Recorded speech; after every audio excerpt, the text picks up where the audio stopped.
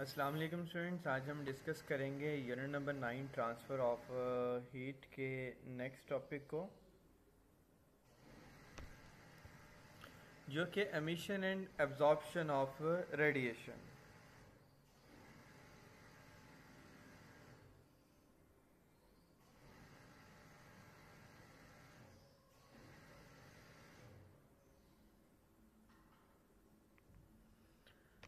कहते हैं a style cube is a metal box having faces of different nature. हमारे पास एक लिसाइल क्यूब है और जिस तरह ये डायग्राम दिखाई दे रही है बेटे आपको, और क्या है ये डायग्राम, हमारे पास एक मेटल बॉक्स है बेटे और इसकी डिफरेंट नेचर्स हैं। ठीक है, डिफरेंट नेचर्स क्या कि इसके 4 फेसेस हैं। अब वो 4 फेसेस कौन से हैं? उनमें से जो इसका पहला फेस है बेटे वो है शाइनिंग सिल्वर सरफेस। पहला फेस कौन सा है? शाइनिंग सिल्वर सरफेस, जो फ्रंट पे दिखाई दे रहा है वाइट कलर का। दूसरा इसका बेटे फेस कौन सा है? वो है हमारे पास जी अ डल ब्लैक सरफेस। जो इसका दूसरा फेस है वो कौन सा है? डल ब्लैक। जो इसका तीसरा फेस है बेटे वो हमारे पास आ जाता है अ वाइट सरफेस, जो कि डल ब्लैक के नेक्स्ट पे मौजूद है। और उसके बाद लास्ट वन, जो फोर्थ वाला इसका फेस आ जाता है, वो है जी हमारे पास a coloured surface. Hope so ये जो चारों नाम हैं आपको अच्छे से क्लियर हो गए होंगे। कौन कौन से हैं? अ शाइनिंग सिल्वर सरफेस, और उसके अलावा अ डल ब्लैक सरफेस, और उसके अलावा बेटा white surface and the coloured surface. कहता है जो हॉट वाटर है ना, इसको फिल्ड कर दिया जाता है लिसाइल क्यूब के अंदर। यानी कि ये जो हमारे पास एक मेटल बॉक्स है, इसे लिसाइल क्यूब कह रहे हैं।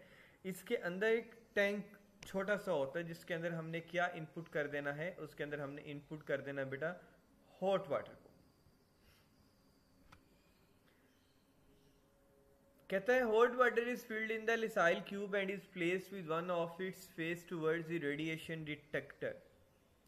जब गर्म पानी इसके अंदर डाल दिया जाता है तो इन चारों फेसेस में से एक फेस इस रेडिएशन डिटेक्टर के सामने कर दिया जाता है, जिस तरीके से ये डल ब्लैक सरफेस इस वक्त रेडिएशन डिटेक्टर के सामने है।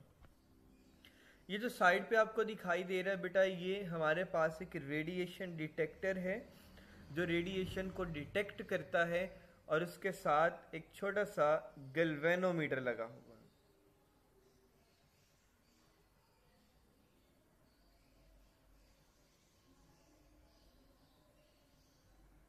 इतनी बात समझ आ गई? फिर नेक्स्ट कहता है it is found that black dull surface is good emitter of heat. ये बात यहां पे पता चली कि जो डल ब्लैक सरफेस है, एमिटर का मतलब ये वर्ड निकला है एमिट से, यानी कि खारिज करना।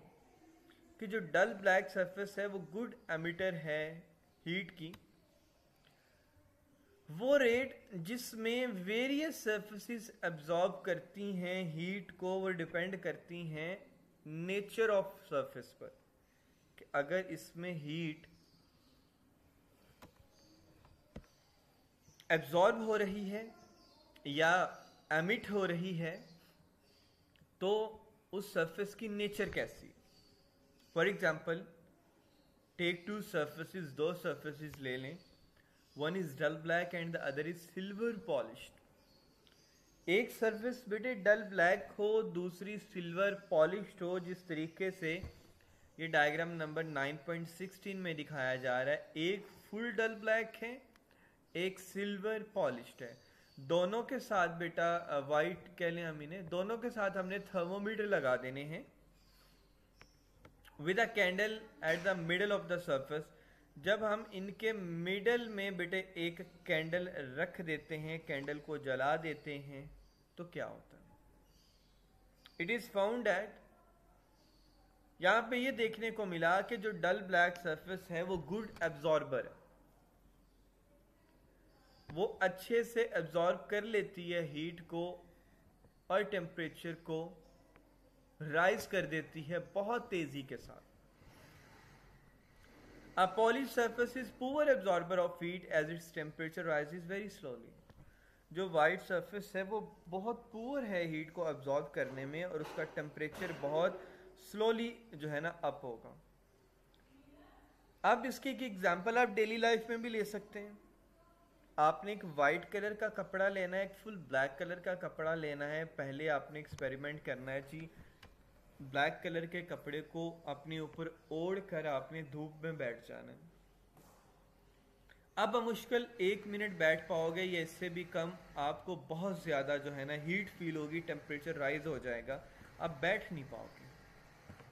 और फिर जितना आपने टाइम नोट करना है, फॉर एग्जांपल आप 60 सेकेंड्स 1 मिनट बैठ जाते हैं धूप में, इससे ज़्यादा नहीं बैठ पाते. अब आपने वाइट कपड़ा उसी तरीके से ओढ़ के धूप में बैठ जाना है. आप क्या ऑब्जर्व करेंगे कि जब आपने वाइट कपड़े को अपने ऊपर ओढ़ा तो आप 1 मिनट से ज़्यादा देर तक धूप में बैठ सकते हैं, क्योंकि जो वाइट कलर कपड़ा होता है वो बैड एब्जॉर्बर ऑफ हीट होता है और जो ब्लैक कलर होता है वो उसमें एब्जॉर्प्शन का प्रोसेस बहुत ज़्यादा होता है. अभी हमारे पास एक टेबल है, सरफेसेस हैं, एमीटर है, एब्जॉर्बर है, रिफ्लेक्टर है, कि जो सरफेसेस हैं उनकी नेचर कैसी है. अगर डल ब्लैक सरफेस की बात करें तो एमीटर बेस्ट है, एब्जॉर्बर बेस्ट है, वर्स्ट रिफ्लेक्टर है, यानी कि उसमें रिफ्लेक्शन का प्रोसेस नहीं होता. और अगर हम कलर सरफेस की बात करें, कोई भी कलर हो जाए लेकिन कलर्ड है, emitter good, absorber good, reflector bad, कि कलर्ड सरफेस आसानी से रिफ्लेक्ट नहीं कर पाती. वाइट सरफेस की बात करें, emitter bad, absorber bad and reflector good. Shining silver surface की बात करें तो बेटा एमीटर भी वर्स्ट, बहुत बुरा, एब्जॉर्बर भी बहुत बुरा, रिफ्लेक्टर यानी कि उससे आसानी से आप रिफ्लेक्ट कर सकते हो लाइट को. ये बेटा एक लॉन्ग क्वेश्चन है, emission and absorption of radiation. इसमें कुछ भी छोड़ने वाला नहीं है, ये आपने कंप्लीट विद टेबल याद करना है और ये टेबल ज़्यादातर एमसीक्यूज़ के लिहाज से इंपॉर्टेंट है. अब कहते हैं it is found that the transfer of heat bye radiation is also affected by the surface area of the body emitting और अब्जॉर्बिंग ऑफ हीट. कहता है यहाँ पे ये पता चला कि जो ट्रांसफर ऑफ हीट है ना रेडिएशन की, वो हमेशा इफेक्ट होती है कि सरफेस एरिया कैसा, नेचर कैसी है. नेचर के हिसाब से एमिट और अब्जॉर्प्शन का प्रोसेस होता है. कहता है अगर एरिया ज़्यादा है तो इट्स मीन वहाँ पे ट्रांसफर ऑफ हीट ज़्यादा हो रहा है, अगर एरिया कम है तो it's mean transfer of heat वहाँ पे बहुत कम हो रहा है. तो ये चीज़ें भी बहुत ज़्यादा डिपेंड करती हैं. नेक्स्ट बेटे हमारे पास आ जाता है जी ग्रीन हाउस इफेक्ट क्या होता है. कहता है how does the temperature in a green house can be maintained. Green house में टेम्परेचर किस तरीके से मेंटेन किया जाता है. उसका आंसर, जो लाइट आती है ना बेटा सूरज से, उसके अंदर थर्मल रेडिएशन होती हैं और वो थर्मल रेडिएशन जिनकी वेवलेंथ ज़्यादा होती है ना, वो अल्ट्रा वायलेट रेडिएशन भी उनके साथ ही होती हैं जिनकी वेवलेंथ शॉर्ट होती है. यानी कि ये ऐसे इंफ्रारेड वेव्स होती हैं जिनमें लॉन्ग वेवलेंथ वाली रेज भी होती हैं और शॉर्ट वेवलेंथ वाली रेज भी होती हैं. जो ग्लास और ट्रांसपेरेंट पॉलीथीन शीट होता है ना, वो बेटा सिर्फ अलाउ करता है उन रेडिएशन को जिनकी वेवलेंथ शॉर्ट होती हैं और वो आसानी से ग्लास शीट में से गुजर जाती हैं. बट जो लॉन्ग वेवलेंथ वाली होती हैं वो उस ग्लास शीट में से आसानी से गुजर नहीं पाती और वो green house becomes a heat trap का काम करता है. और जो रेडिएशन होती है सन से वो इजीली उस ग्लास में से गुजर जाती हैं और उसको गर्म कर देती हैं और यही ग्रीन हाउस इफेक्ट को क्रिएट करती हैं. जिस तरीके से बेटा ये एक छोटी सी एग्जांपल है ग्रीन हाउस इफेक्ट की. अब बात यहाँ पे ये समझने वाली है कि सूरज की तरफ से जो रेज हमारे पास आती हैं उनमें रेडिएशंस लॉन्ग वेवलेंथ वाली भी होती हैं, शॉर्टेस्ट वेवलेंथ वाली भी होती हैं. और वो लॉन्गेस्ट वेवलेंथ वाली रेज जो इसके साथ आके टकराती हैं, पॉलीथीन शीट या ग्लास उसको अंदर एंटर नहीं होने देता, वो टकरा के वापस चले जाती हैं। और वो शॉर्ट वेवलेंथ वाली रेज जो इस पॉलीथीन शीट और ग्लास में से आसानी से गुजर जाती हैं, वो आग के अंदर टकराती हैं। जब वो टकराती हैं तो उनकी वेवलेंथ भी इंक्रीज हो जाती है, बढ़ जाती है। जब उनकी वेवलेंथ बढ़ जाती है, वो दोबारा वापस जाना चाहती हैं due to law of reflection, तो ये पॉलीथीन शीट और ग्लास उसको दोबारा वापस नहीं जाने देती हैं। हीट ट्रैप का काम करती हैं, जिससे आसानी से हीट इसके अंदर एब्जॉर्ब हो जाती है। अब यहाँ पे ये कहता है, वही जो बात मैंने आपको बता दी कि do not allow them to escape out easily and are reflected back in the green house effect. वो उसको अलाउ नहीं करता कि वो बाहर जाएं, वो ग्रीन हाउस में दोबारा रिफ्लेक्ट बैक हो जाती हैं। This maintains the inside temperature of the green house, और green house effect promises better growth of some plants, और ये बेटा कुछ पौधों की ग्रोथ के लिए बहुत अहम रोल प्ले करता है। और इसका आंसर बेटा आपने यहाँ तक करना है। फिर कहता है जी कार्बन डाइऑक्साइड और जो वाटर है ना, वो भी इसी तरीके से बिहेव करते हैं, रेडिएशन ग्लास और पॉलीथीन की शीट की तरह ही। जो अर्थ एटमॉस्फेयर है ना बेटा, उसके अंदर आपको पता है कार्बन डाइऑक्साइड और पानी वेपर्स, पानी के वाटर के वेपर्स मौजूद होते हैं, और ये ग्रीन हाउस इफेक्ट भी काफ़ी हद तक क्रिएट कर देते हैं और टेम्परेचर को भी मेंटेन किए रखते हैं। अब यहाँ पे आपने सिर्फ एक दो डेफिनेशन और करनी है। कहते हैं during the recent years the percentage of carbon dioxide has been increased. कहता है कि पिछले कुछ सालों में जो कार्बन डाइऑक्साइड की रेशियो है ना, वो काफ़ी हद तक बढ़ रही है। This has caused an increase in the average temperature of the earth by trapping more heat due to green house effect. और ये बहुत ज़्यादा वजह बन रही है कि हमारे अर्थ के टेम्परेचर को इंक्रीज़ करने में, and this process is known as global warming, और इस प्रोसेस को हम ग्लोबल वार्मिंग कहते हैं। यहाँ तक बेटे आपने इसकी डेफिनेशन कर लेनी है, ये ग्लोबल वार्मिंग की डेफिनेशन। उधर से आपने ग्रीन हाउस इफेक्ट और इधर से ग्लोबल वार्मिंग। कल इंशाल्लाह ये जो लास्ट टॉपिक हमारा 9.5 रहेगा ये कर लेंगे, हमारा चैप्टर बेटा इससे ख़त्म हो जाएगा। अब हम चलते हैं अपने सॉल्यूशन की तरफ, यूनिट नंबर 1 में। उसमें हमारा सवाल कुछ था, चलें इसको मैं सॉल्यूशन को भी ओपन कर लेता हूँ।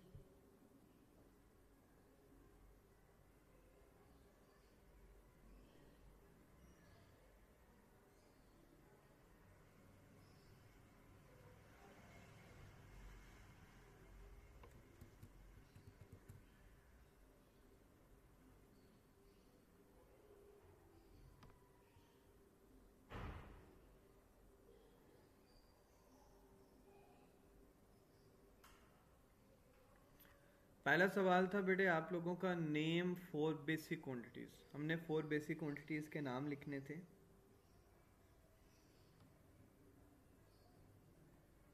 वो कौन कौन से बेस क्वांटिटीज हैं जिस तरीके से हमने पढ़ा था कि बेटे वो टोटल 7 होते हैं। These are length, mass, time, electric current, temperature, intensity of light and amount of substance. आपने इन सब में से बेटा कोई से 4 के नेम लिख देने हैं।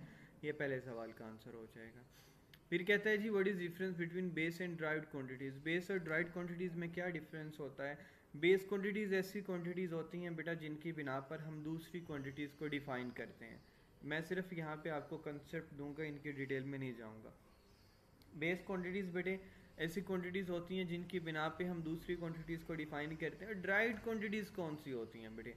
ड्राइव्ड क्वांटिटीज ऐसी क्वांटिटीज होती हैं जो बेस क्वांटिटीज से अखज़ की जाती हैं, जिनको हम डिफाइन करते हैं according to base quantities. For example हमारे पास जिस तरीके से एक ड्राइव्ड क्वांटिटीज है ना, वो स्पीड है। अब हमने उसको बेस क्वांटिटी से कैसे डिफाइन करना है? क्योंकि स्पीड का फॉर्मूला होता है बेटा डिस्टेंस डिवाइडेड बाय टाइम। अब जितनी बेस क्वांटिटीज है उनमें देखो क्या डिस्टेंस और टाइम है।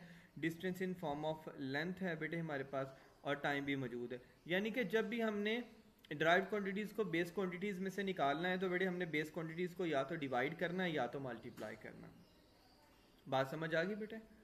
अब हम देखते हैं जी हमारे पास तीसरा शॉर्ट क्वेश्चन कौन सा है कि what is meant by vernier constant. बेटा कि वर्नियर कांस्टेंट क्या होता है, हमने उसको बताना है।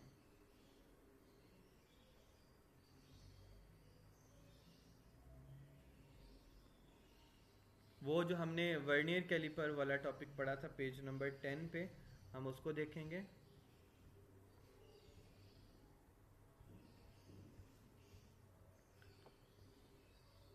वर्नियर कांस्टेंट बेटा हकीकत में लीस्ट काउंट ही होता है वर्नियर कैलिपर्स का। और इसमें क्या कहता है कि जो difference between one small division on main scale and one vernier scale division is 0.1 mm and it is also called the least count of vernier caliper. जिस तरीके से आपको पता है कि वर्नियर कैलिपर्स के बाद बेटा दो जार्स होते हैं, एक फिक्स जा होता है, दूसरा मूवेबल जा होता है। बात समझ आ रही है ना बेटे? एक फिक्स जा होता है, एक मूवेबल जा होता है। फिक्स जा के ऊपर जो है ना मेन स्केल अटैच हुआ हुआ होता है, और जो मूवेबल जा होता है बेटा उसके ऊपर वर्नियर स्केल अटैच हुआ हुआ होता है। बात समझ आ रही है बेटा?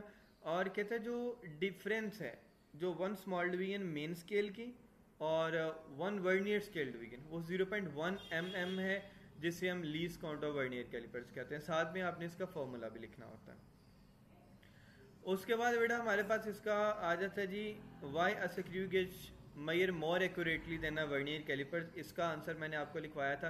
अगर आप इनके लीस्ट काउंट की तरफ देखें तो लीस्ट काउंट वर्नियर कैलिपर्स का होता है 0.01 सेंटीमीटर, और इसी तरीके से अगर आप स्क्रू गेज के लीस्ट काउंट को देखें तो वो बेटे हमारे पास क्या होता है, वो था 0.001 सेंटीमीटर। क्या साबित हुआ? जो स्क्रू गेज का बेटा हमारे पास लीस्ट काउंट है वो मोर प्रिसाइज। अगर हमने मोर प्रिसाइज मेजरमेंट करनी है तो उसके लिए हमें स्क्रू गेज का इस्तेमाल करना पड़ेगा बनिस्बतन वर्नियर कैलिपर्स के। फिर आ जाता है जी write the name of 4 derived unit and उसके बाद what are base unit, give an example. Derived unit के बारे में हमने नाम लिखना है, जो कि हम पेज नंबर 5 पे दोबारा जाते हैं, और उसमें बेटे हमने नेक्स्ट बेस यूनिट के बारे में पढ़ा था। उसका ये टेबल हमने बेटे डिस्कस किए थे। ड्राइव्ड यूनिट की डेफिनेशन देखी थी और उसका ये टेबल डिस्कस किया था। ड्राइव यूनिट क्या होता है कि वो यूनिट जो इस्तेमाल होता है बेटा मेजर करने के लिए ड्राइव्ड क्वांटिटीज़ को, उसे हम ड्राइव्ड यूनिट कहते हैं। ठीक है, और ड्राइव टेबल में हमने पढ़ा था स्पीड है, एक्सेलरेशन है, volume, force, pressure, density and charge. ये जो बेटा हमारे पास डिफरेंट वैल्यूज़ हैं, इनके आगे सिंबल्स हैं, यूनिट्स नेम एंड सिंबल्स हैं। स्पीड की बात की जाए तो मीटर पर सेकेंड है, एक्सेलरेशन मीटर पर second, volume cubic metre, force newton, pressure pascal, density kilogram पर cubic metre and charge coulomb. आपने इस टेबल में से कोई से 4 नेम लिख देने और साथ में यूनिट लिख देना है, सिंबल भी लिख दें तो बेहतर हो जाएगा। अगला सवाल बेटा हमारे पास क्या है जी, what are base unit, given example. Base unit क्या होता है? बेस यूनिट की डेफिनेशन बहुत आसान है बेटा।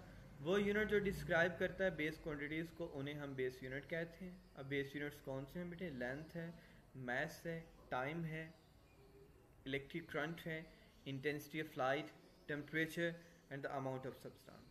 आपने इनके सिंबल एंड यूनिट साथ में मेंशन कर देने हैं, वो भी आप लोग इसके साथ लिख सकते हैं।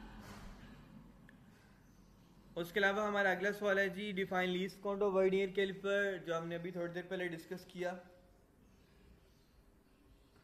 Least count of vernier calliper का क्या होता है जी? 0.01 सेंटीमीटर, और साथ में डेफिनेशन भी लिख दें उसकी कि जो डिफरेंस बिटवीन होता है one small division on main scale and one vernier scale division is 0.01 millimetre या 0.1 मिलीमीटर।